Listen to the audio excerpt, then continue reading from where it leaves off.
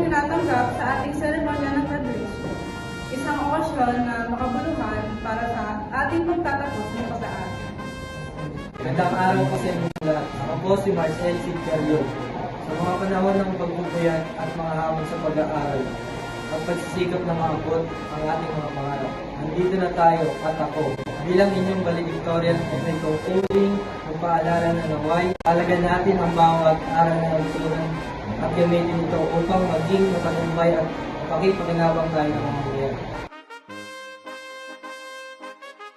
Maraming salamat, Mr. Cayon. At ngayon, pumunta naman tayo para sa paggawad ng mga espesyal na gantimpala.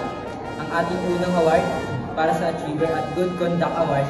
Ang award na ito ay binibigay kay Jedi Fred Lee.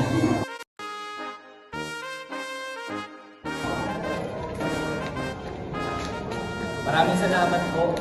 Isang karangalan po ang makatanggap ng ganitong pagkilala.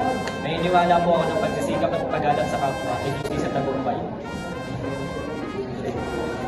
At sa wakas, ang award para sa Solid Honor and Creative Award ay binibigay kay Juliana Makasinan na nagpakita ng pag-iisip at pagkamalikhain.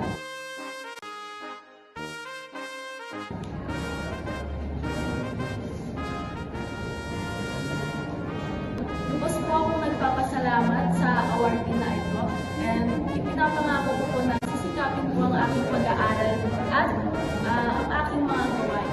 Masaya po ako dahil nakatanggap ako ng ganitong award. At dito po nagtatapos ang ating pagkawad ng mga espesyal na awardees.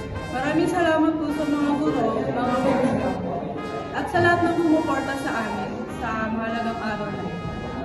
Muli, binabati ko po ang lahat na nagtapos sa taong 2025. Congratulations, students!